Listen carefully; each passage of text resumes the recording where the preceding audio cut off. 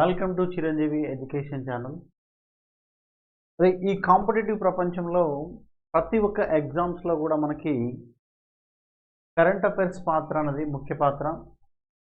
Group 1 స్థాయి నుంచి group 4 స్థాయి వరకు కూడా మనకి కరెంట్ అఫైర్స్ అనేది 25 నుంచి 30 మార్కుల వరకు వెయిటేజ్ ఉంది. మరి వేరే ఎగ్జామ్స్లో అయితే 10 to 15 మార్క్స్ వరకు వెయిటేజ్ ఉంది. సో మనకి జనరల్ స్టడీస్ అనేది ఒక జాబ్ని డిసైడ్ చేసే ఏరియా కాబట్టి దాంట్లో మనకి కరెంట్ అఫైర్స్ వీటిపైన ముఖ్య పాత్ర వహిస్తుంది. కాబట్టి వీటిని కానీ మనం విడిచిపెట్టినట్టయితే మనం ఖచ్చితంగా ముందంజలో ఉంటాం అనుకోవడంలో ఎలాంటి సందేహం లేదు. సో ఈరోజు ముఖ్యమైన న్యూస్తో మనం స్టార్ట్ చేద్దాం. పీవీటీజీ తెగలను ఒడిషా, ఏపీ రాష్ట్రాలలో గుర్తింపు. పర్టికులర్ వర్నల్ ట్రైబల్స్ గ్రూప్స్ ఏవైతే ఉన్నాయో వీటిని మనకి ఇప్పటి వరకు భారతదేశంలో మనకి 75 వరకు మనకి పీవీటీజీస్ గుర్తించారు. అత్యధికంగా మనకి ఒడిశాలో ఎక్కువగా ఉన్నాయి. So particular vulnerable tribe groups తెగలను ఒడిషా, ఏపీ రాష్ట్రాలలో కొత్తగా గుర్తించారు వీటిని. సో దీనికోసం మరి రాజ్యాంగ సవరణ బిల్లు 2022 షెడ్యూల్ ట్రైబ్స్ 5వ బిల్లును వీళ్ళు ప్రవేశపెట్టడం జరిగింది. సో ఈ బిల్లు ద్వారా ఒడిషా, ఏపీ రాష్ట్రాలలో ఉన్న ఈ పీవీటీజీస్ని గుర్తించడం జరిగింది. సో మనకి 7 పీవీటీజీలలో మనకి 4 ఒడిషా నుంచి ఉంటే 3 ఏపీ రాష్ట్రాలలో గుర్తించడం జరిగింది. సో మనకి ఒడిషా రాష్ట్రం నుంచి మనం చూసినట్టయితే పార్టీ బుయాన్ ట్రైబ్స్, పౌదీ బుయాన్, భుజిమియా ట్రైబ్, సుక్తై భుజియా బోండో ట్రైబ్, దెన్ మాంఖిడియా ఇది మాన్కిరిడియా ట్రైబ్, ఇది ట్రైబ్ అండి, దిస్ ఇస్ ట్రైబ్, ఇది మాన్కిరిడై ట్రైబ్ అనమాట. సో ఈ 4 ట్రైబ్స్ని ఒడిషా స్టేట్ నుంచి గుర్తించడం జరిగింది. ఒకటి పార్టీ బుయాన్ ట్రైబ్ నుంచి, పౌదీ బుయాన్ భుజిమియా ట్రైబ్ నుంచి, సుక్తై భుజియా బోండో ట్రైబ్ నుంచి, మాంకిడియా అనేది మాన్కిరిడై ట్రైబ్ నుంచి గుర్తించడం జరిగిందనే విషయాన్ని మనం గుర్తుపెట్టుకోవాలి. సో నెక్స్ట్ ఆంధ్రప్రదేశ్ నుంచి మనం చూసినట్టయితే ఆంధ్రప్రదేశ్ నుంచి బోండో పూర్జా మరియు ఖోండో పూర్జా. నెక్స్ట్ సెకండ్ వన్ వచ్చేసి కొండ సవర, వీళ్ళు సవిర ట్రైబ్ నుంచి వీళ్ళని ఈ బోండో పూర్జా మరియు ఖోండో పూర్జా ఒకటి, కొండ సవర, ఈ కొండ సవరని సవర ట్రైబ్ నుంచి తీసుకోవడం జరిగింది. సో ఇవి మనకి భారతదేశంలో కొత్తగా మనకి ఆంధ్రప్రదేశ్, ఒడిషా నుంచి 4 ట్రైబ్స్ని పీవీటీజీస్ని గుర్తిస్తే ఆంధ్రప్రదేశ్ నుంచి 2 పీవీటీజీని గుర్తించడం జరిగింది. సో ప్రస్తుతానికి వరకైతే మనకి భారతదేశంలో 75 పీవీటీజీస్ ఉన్నాయి. సో అత్యధికంగా ఒడిస్సాలో ఎక్కువగా ఉన్న విషయాన్ని మనం గుర్తుపెట్టుకోవాలి ఎగ్జామినేషన్ పాయింట్ ఆఫ్ వ్యూలో. సో నెక్స్ట్ వన్ వచ్చేసి మరి ఇక్కడ 7 ప్రతి సంవత్సరం కూడా 7 నుంచి 8% వృద్ధితోనే 2047కు అభివృద్ధి చెందిన దేశంగా భారత్. అంటే మనకి 2047 నాటికి మనకి భారతదేశానికి స్వతంత్రం వచ్చి మనకి 100 సంవత్సరాలు కంప్లీట్ అవుతుంది. సో 1 శతాబ్దం నాటికి భారతదేశం అభివృద్ధి చెందిన దేశంగా మార్చాలని చెప్పేసి ప్రస్తుత ప్రభుత్వం యొక్క లక్ష్యం. సో దాంట్లో భాగంగా మరి ఈ 2047 నాటికి మనం అభివృద్ధి చెందిన దేశంగా లక్ష్యాన్ని చేరుకోవాలంటే ప్రతి సంవత్సరం కూడా భారతదేశం యొక్క వృద్ధి అనేది, గ్రోత్ రేట్ అనేది 7 to 8% ఉండాలన్నది ఇక్కడ మనం సూచిస్తుంది. సో దేశంలో తలసరి ఆదాయం పర్ క్యాపిటా ఇన్కమ్ అనేది $13,000 అంటే సుమారు 10.80 లక్షల కోట్లు చేరి 2047 నాటికి అభివృద్ధి చెందిన దేశంగా మారాలంటే ప్రతి సంవత్సరం కూడా మన ఆర్థిక వ్యవస్థ యొక్క గ్రోత్ రేట్ అనేది 7 నుంచి 8% వృద్ధిలో సాగాలని చెప్పేసి రిజర్వ్ ఆర్బీఐ మాజీ గవర్నర్ అయిన సి రంగరాజన్ పేర్కొనడం జరిగింది.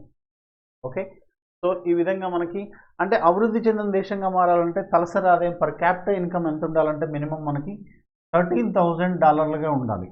అవునా? ప్రస్తుతం మన తలసరి ఆదాయం ఎంత ఉందండి? $2,700 ఉన్నది. అంటే మధ్యస్థ ఆదాయం దేశాలలో మన దేశం ఉందని గుర్తుపెట్టుకోవాల్సిన అవసరం ఉంది.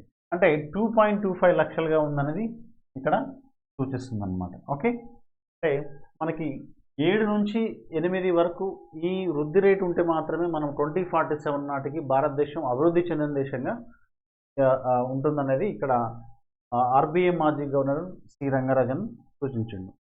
సో నెక్స్ట్ మనకి ఆల్రెడీ చూసినాం, భారత్ రెజ్లింగ్ పై నిషేధం ఎత్తివేత. సో భారత్ రెజ్లింగ్ సమాఖ్య ఏవైతే ఉందో రెస్లర్ ఫెడరేషన్ ఆఫ్ ఇండియా 6 నెలల కిందట విధించిన నిషేధాన్ని యునైటెడ్ వరల్డ్ రెజ్లింగ్ ఎత్తివేసింది. ఈ పెనాల్టీని ఈ నిషేధం ఏదైతే ఉందో ఇంతకుముందు నిషేధం దాన్ని ఎత్తివేయడం జరిగింది. ఈ గడువులోపు ఎన్నికలు నిర్వహించినందుకు గత ఏడాది ఆగస్టు 23న వరల్డ్ ఫెడరేషన్ ఆఫ్ ఇండియా పైన UWW యునైటెడ్ వరల్డ్ రెజ్లింగ్ సమాఖ్య అనేది నిషేధం విధించింది. So next one STEM. So next very important అండి స్టెమ్. ఇది స్టెమ్ మనకి STEM science and technology, S for science, technology, E for engineering, M for maths. స్టెమ్లో మనకి science and technology, engineering and maths. So ఇది అమెరికాలోని national science foundation అనే స్వతంత్ర పరిశోధన సంస్థ 2001లో ప్రపంచంలో ఉన్న సమస్యల పరిష్కారం కోసం ఈ స్టెమ్ అని తీసుకురావడం జరిగిందనమాట. సో దాన్ని ఆధారంగా తీసుకుని భారతదేశం కూడా దాన్ని ఫాలోఅప్ చేస్తూ science and technology, engineering, maths ఈ ఎడ్యుకేషన్లో దీని అవసరం, విద్యలో దీని యొక్క ప్రాముఖ్యత ఉన్నట్లయితే ఎక్కువగా కొత్త పరిశోధనలకి కొత్త ఆవిష్కరణలు చేయడానికి అవకాశం ఉంటుందని చెప్పేసి 2001లో మరి నేషనల్ సైన్స్ ఫౌండేషన్ అనే ఒక స్వతంత్ర పరిశోధన సంస్థ అమెరికాలో స్టార్ట్ చేయడం జరిగింది.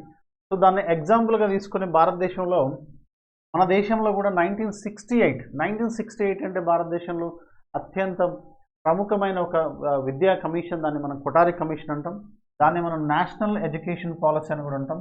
సో జాతీయ విద్యా విధానం, చదువుల బోధనలో శాస్త్ర సాంకేతిక అంశాలకు ప్రాధాన్యం ఇవ్వాలని చెప్పేసి మనకి 1968లోనే కొఠారి కమిషన్, దాన్ని మనం జాతీయ విద్యా విధానం, నేషనల్ ఎడ్యుకేషన్ పాలసీ అని కూడా అంటాం. సో పాఠశాల స్థాయిలో విద్యార్థులకు సాంకేతిక విలువలను, సాంకేతికతను ఎలా వినియోగించాలో మనకి ఎడ్యుకేషన్ నేర్పించినట్లయితే 2005లో నేర్పించినట్లయితే, సో ఈ సాంకేతికతను అంశాలను పాఠశాల స్థాయిలోనే పిల్లలకి నేర్పించినట్లయితే సో అది దేశం యొక్క గ్రోత్ రేట్ పెరుగుదలకు సహాయపడుతుందని చెప్పేసి మనకి ఇక్కడ నేషనల్ కరికులం ఫ్రేమ్వర్క్ ఏదైతే ఉందో ఈ నేషనల్ కరికులం ఫ్రేమ్వర్క్ 2005లోనే తీసుకురావడం జరిగిందనే విషయాన్ని మీరు ఇక్కడ గుర్తుపెట్టుకోవాలి. నేషనల్ కరికులం ఫ్రేమ్వర్క్లోనే సూచించారు. ఏమని సూచించారు? సాంకేతిక చదువులో, ఎడ్యుకేషన్లో శాస్త్ర సాంకేతిక అంశాలకు ప్రాధాన్యత ఇవ్వాలని చెప్పేసి 2005లో మనకి నేషనల్ కరికులం ఫ్రేమ్వర్క్లో మనకి సూచించడం జరిగింది. సో ఇక్కడ మనకి రీసెంట్గా అస్సర్ నివేదిక, ఈ నివేదిక ఏం చేస్తుందంటే 18.4% స్కూల్స్లో మనకి ఓన్లీ కంప్యూటర్ ఎడ్యుకేషన్ ఉందని చెప్పేసి ఇక్కడ సూచిస్తుంది. నెక్స్ట్ ప్రథమ్ సర్వే, ఇది ఒక చాలా ప్రముఖమైన సర్వే అండి. ఇది ఎడ్యుకేషన్ సంబంధించి ప్రథమ సర్వే. సో ఇది 14 నుంచి 16 సంవత్సరాల వయసు విద్యార్థులలో 41.4% వీళ్ళు చిన్నపాటి సమస్యలను పరిష్కరించలేకపోతున్నారని చెప్పేసి సూచించడం జరిగింది ఈ ప్రథమ సర్వే అనేది. సో మరి ఈ స్టెమ్ యొక్క స్కీమ్ పథకం ఏదైతే ఉందో ఈ పథకాన్ని వీళ్ళు మారుతి సుజుకి, ఫోర్డ్ వంటి కంపెనీలు పెద్ద సంఖ్యలో కొన్ని పాఠశాలను, ప్రభుత్వ పాఠశాలను దత్తత తీసుకొని ఈ స్టెమ్ విద్యా బోధనని కొనసాగిస్తున్నాయి అనేది ఇక్కడ మనం తెలుసుకోవాల్సిన అంశం. సో స్టెమ్ అనేది మనకి science and technology, engineering, maths. ఇది 2001లోనే మనకి America science foundation research centre ప్రారంభిస్తే దాన్ని ఇన్స్పిరేషన్ తీసుకుని భారతదేశంలో 1968లోనే మనకి 1968లోని కొఠారి కమిషన్ కూడా ఇదే విషయాన్ని సూచించిందని విషయాన్ని గుర్తుపెట్టుకోవాలి. సో దాని ఆధారంగానే మనకి నేషనల్ కరికులం ఫ్రేమ్వర్క్ 2005లో కూడా ఈ పాఠశాల విద్యలోని శాస్త్ర సాంకేతిక అంశాలకు ప్రాధాన్యత ఇవ్వాలని కూడా సూచించడం జరిగింది. So next the most important one, ప్రపంచ దేశాల మధ్య దిగుమతి చేసుకునే వస్తువులపై కస్టమ్స్ సుంకాలు. ఇక్కడ ప్రపంచ దేశాల మధ్య కొన్ని వస్తువులు ఎగుమతి చేస్తారు, దిగుమతి చేస్తారు. సో ఏ దేశాలైతే ఏ వస్తువులను దిగుమతి చేసుకుంటాయో వాటిపైన కస్టమ్స్ సుంకాలు విధిస్తారనమాట. సో దాని ఆధారంగా మరి దిగుమతి చేసుకునే వస్తువులపై కస్టమ్స్ సుంకాలను విధించే పద్ధతి అన్ని దేశాల్లో పురాతన కాలం నుంచే మనకు ఉన్నాయన్న విషయం తెలిసింది. సో భారత స్వతంత్రం తర్వాత కస్టమ్స్ సుంకాలను కలిపి కస్టమ్స్ చట్టం 1962ను తీసుకురావడం జరిగింది. సో ఏ వస్తువులపై ఎంత పన్ను విధించాలన్నది కస్టమ్స్ టారిఫ్ చట్టం 1970పై నిర్దేశిస్తుంది. సో 2007లో సెంట్రల్ ఎక్సైజ్ డ్యూటీ వ్యాట్లను మనకి 2017లో మనకి సెంట్రల్ ఎక్సైజ్ డ్యూటీ తర్వాత ఈ వ్యాట్లను జిఎస్టీలో కలిపారు. మనకి జిఎస్టీ ఇంప్లిమెంటేషన్ మనకి మీకు తెలిసింది 2017 జూలై 1 అమల్లోకి వచ్చిందన్న సంగతి అందరికీ తెలిసిన విషయమే. Okay, GST goods and services tax, right. So ఈ విధంగా 2017 జూలై 1 నుంచి అమల్లోకి వచ్చింది. దీంట్లో 2017లో సెంట్రల్ ఎక్సైజ్ డ్యూటీ అండ్ వ్యాట్లను దాంట్లో జిఎస్టీలో కలిపేసారు. నెక్స్ట్ కస్టమ్స్ సుంకాల ద్వారా మరి 2022-23లో భారత్కు మనకి 2,13,372 కోట్ల రాబడి వచ్చింది. 2023-24 ఆర్థిక సంవత్సరం చివరి నాటికి 2,18,630 కోట్లు ఉంటుందని అంచనా వేశారు. నెక్స్ట్ 2024-25లో మరి 2,31,100 ఉంటే ఈ ఆదాయం సమకూరుతుందని ఒక అంచనా వేశారు.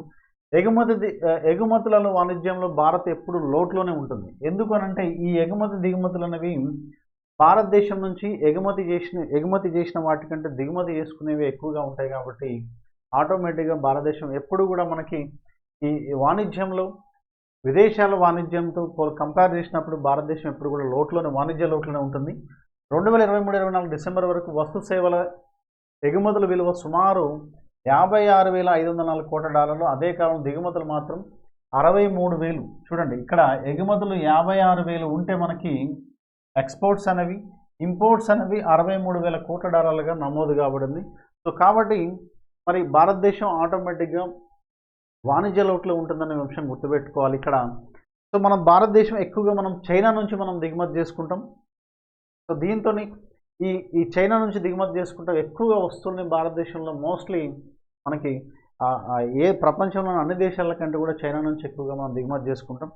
సో ఇక్కడ దిగుమతి చేసుకునే అంశాలలో మనం గమనించినట్లయితే మనకి ఇక్కడ ఆర్సీఈపీ అనేది ఒకటి ఉందండి, ప్రాంతీయ సమగ్ర ఆర్థిక భాగస్వామ్యం. దీన్ని RCEP regional cooperation economic partnership అని అంటాం, ఆర్సీఈపీ.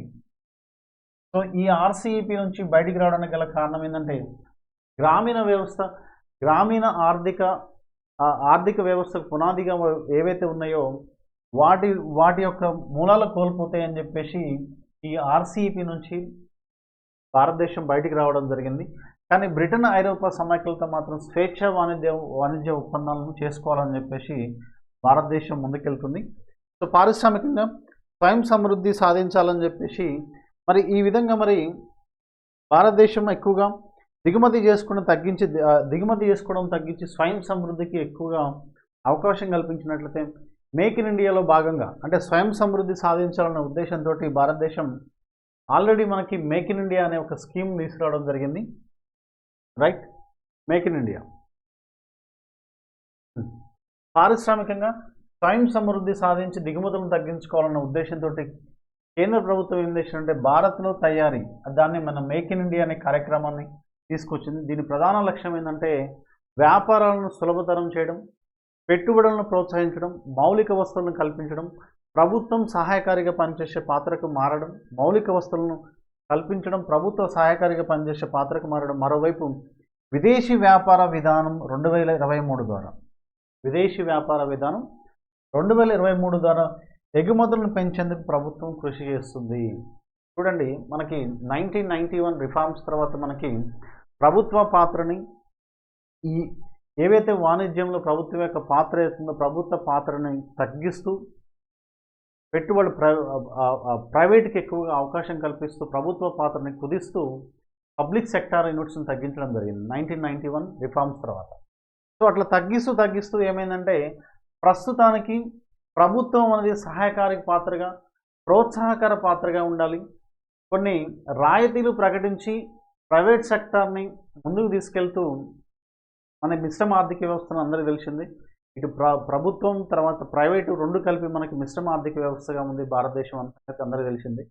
సో ఇక్కడ ప్రభుత్వం సహాయకర పాత్రగా ఉండి రాయితీలు కల్పిస్తూ మరి విదేశీ పెట్టుబడులను ఆహ్వానం కల్పిస్తూ విదేశీ పెట్టుబడులకు అవకాశం కల్పిస్తూ ఉద్యోగ కల్పన చేసినట్టయితే ఆటోమేటిక్గా భారతదేశం వృద్ధి చెందుతున్న ఉద్దేశంతో వీళ్ళు స్వయం సమృద్ధి సాధించాలనే ఉద్దేశంతో మనకి మేక్ ఇన్ ఇండియా అనే కార్యక్రమాన్ని, మనకి భారత్లో తయారీ అనే కార్యక్రమాన్ని స్టార్ట్ చేసిరు. దీని ప్రధాన లక్ష్యం ఏంటంటే వ్యాపారాలను సులభతరం చేయడం, పెట్టుబడులను ప్రోత్సహించడం, మౌలిక వస్తువులను కల్పించడం, ప్రభుత్వం సహాయకారిగా పనిచేయడం, మౌలిక వస్తువులను కల్పించి ప్రభుత్వ సహాయకారిగా పనిచేసి మరోవైపు విదేశీ వ్యాపార విధానాన్ని 2023 ద్వారా ఎగుమతులను దానికి రెట్టింపు కల్పించాలనే ఉద్దేశంతో కేంద్ర ప్రభుత్వం దీన్ని ప్రారంభించింది. సో మరి విదేశీ వాణిజ్యం సజావుగా సాగడానికి కస్టమ్స్ సుంకాలను తగ్గించాలని చెప్పేసి భావించిన ప్రపంచ దేశాలు ఎందుగా 1947లో ఏం చేసిరంటే 1947లో ఘాట్ ఒప్పందం చేసుకోవడం జరిగింది. ఓకే, సో విదేశీ వాణిజ్యం సులభతరంగా చేయడానికి కస్టమ్స్ సుంకాలు తగ్గించుకోవాలని చెప్పేసి, అంటే ఒక్కొక్క దేశం ఈ కస్టమ్స్ సుంకాలు అనేవి ఒక ప్రాతిపదికన లేకున్నట్టయితే ఒక దేశం ఎక్కువ ఒక దేశం తక్కువ ఈ విధంగా కాకుండా దీనికి ఒక ఘాట్ అనే ఒక ఒప్పందాన్ని చేసుకుని 1947లో ప్రపంచ దేశాలన్నీ కలిసి 1947లో ఒక ఘాట్ ఒప్పందాన్ని చేసుకుని, సో దాని స్థానంలో 1995లో ప్రపంచ వాణిజ్య సంస్థ వరల్డ్ ట్రేడ్ ఆర్గనైజేషన్ తీసుకురావడం జరిగింది. సో దిగుమతులపై విధించే సుంకాల విషయంలో ఈ సభ్య దేశాల మధ్య హెచ్చుతగ్గులు లేకుండా చూడటమే దీని యొక్క WTO యొక్క ముఖ్య ఉద్దేశం అన్నమాట. రైట్. సో ఈ విధంగా వాణిజ్యం సాగించే దేశాలకు ఏమంటారంటే వీటిని మోస్ట్ ఫేవర్డ్ నేషన్ హోదా ఇస్తారన్నమాట.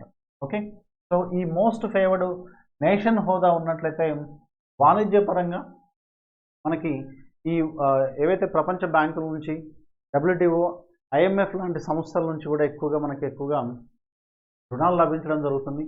అదేవిధంగా మోస్ట్ ఫేవర్డ్ నేషన్స్ ఉన్న కంట్రీస్ అన్నిటికి కూడా ఎక్కువగా FDIs ఎక్కువగా వస్తాయన్నమాట. సో ఇది కరెంట్ అఫైర్స్. మనకి ఈరోజు మనం నేర్చుకున్న కరెంట్ అఫైర్స్ మళ్ళొకసారి చూద్దాం. ఇక్కడ జస్ట్ PBTG తెగలను ఒడిషా, AP రాష్ట్రాలలో 7 PBTGలు, 4 ఒడిషా, ఏపీలో 3 టోటల్గా 7 PBTGలను గుర్తించారు. సో ఇక్కడ ప్రతి సంవత్సరం 7 నుంచి 8% వృద్ధితో 2047 అభివృద్ధి చెందిన దేశంగా భారత్ అని మనకి RBI మాజీ గవర్నర్ సి రంగరాజన్. తర్వాత భారత్ రెజ్లింగ్ పై నిషేధం ఎత్తివేత, STEM science and technology, engineering, maths ఏ విధంగా భారతదేశంలో స్టార్ట్ చేసి దాని ఇంపాక్ట్ ఎట్లా ఉందన్నది, ప్రపంచ దేశాల మధ్య దిగుమతి చేసుకున్న వస్తువులపై కస్టమ్స్ సుంకాలు.